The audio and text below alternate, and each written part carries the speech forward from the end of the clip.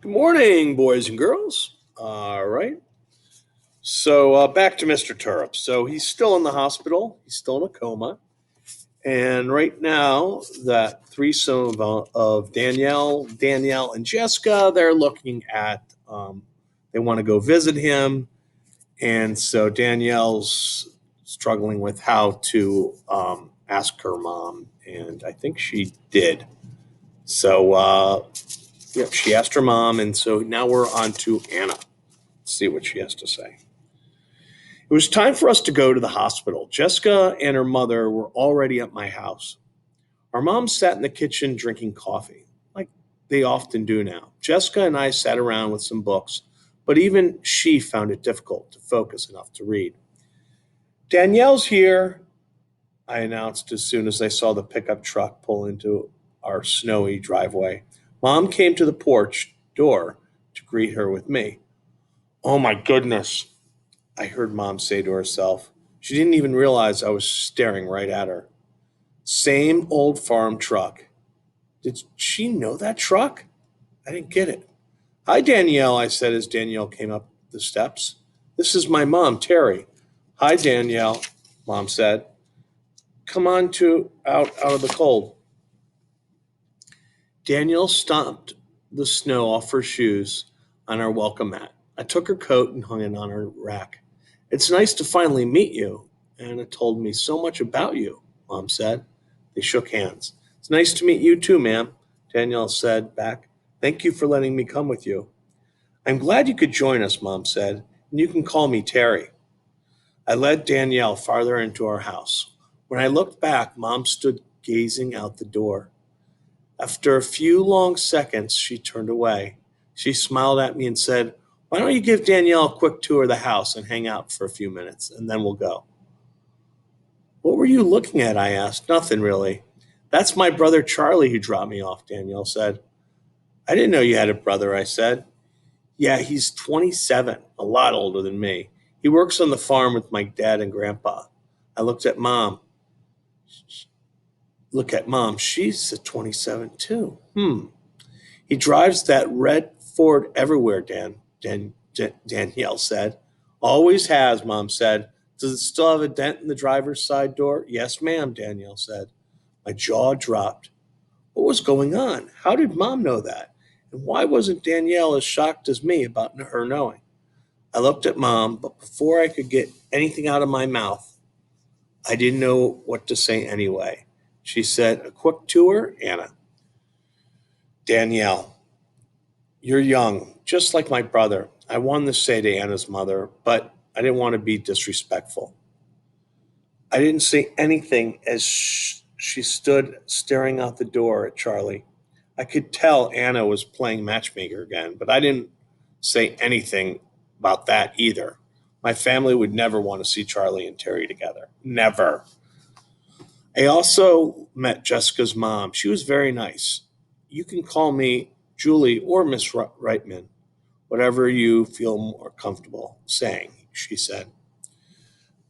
Anna's house was simple but nice. I guess you didn't need a big house when it was only you and your mom.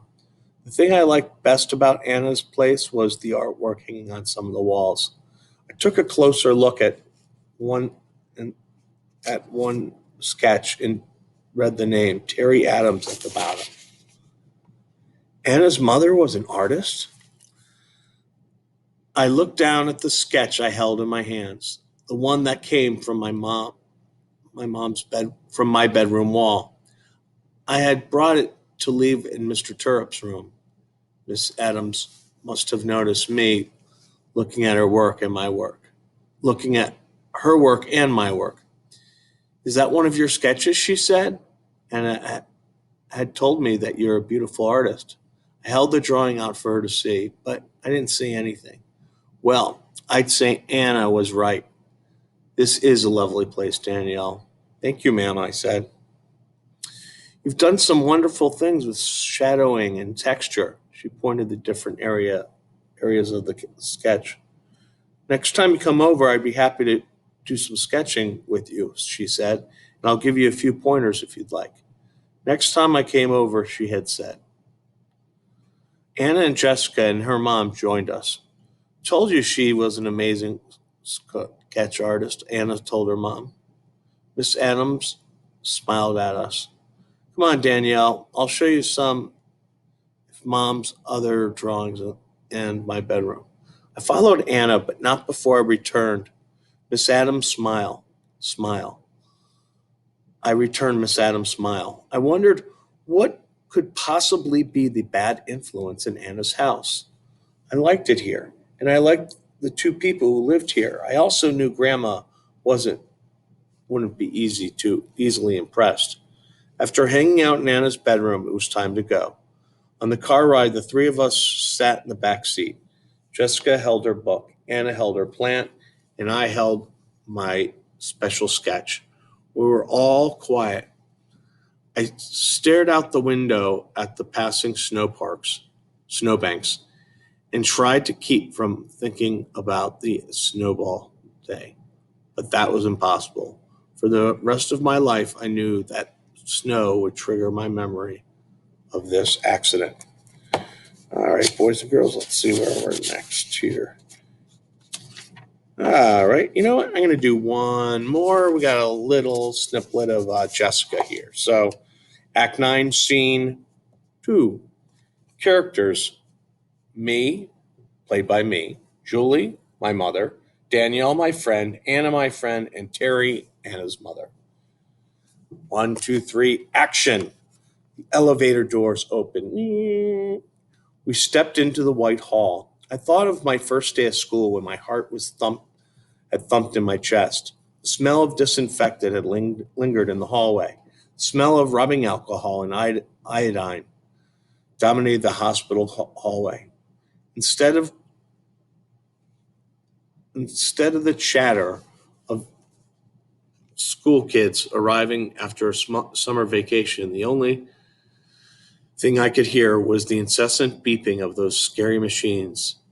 This was way worse than the first day of school. I swallowed.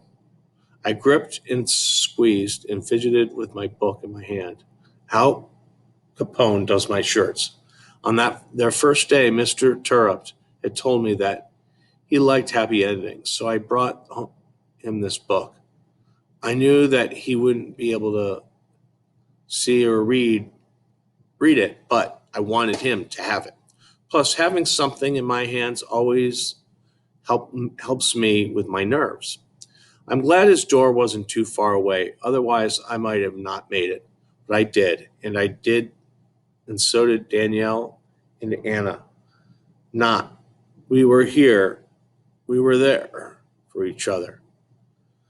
We stopped just outside his door. The black marker spelled our turret. I rubbed my fingers on it.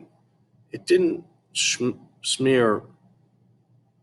I looked at Danielle and Anna. There was no hiding our fear. My mother and Terry stood behind us for support, but they also let us to do this on our own. I looked back at them. We're right here, Mom said. We'll come in with you, Terry added. Took a deep breath and reeled myself for what I would see. All right. So they made it to the hospital. All right. Next we have is Anna and Danielle. Jessica. So we still have this saga going on for a little bit here. And then eventually, in a couple days, we'll be back to Lexi.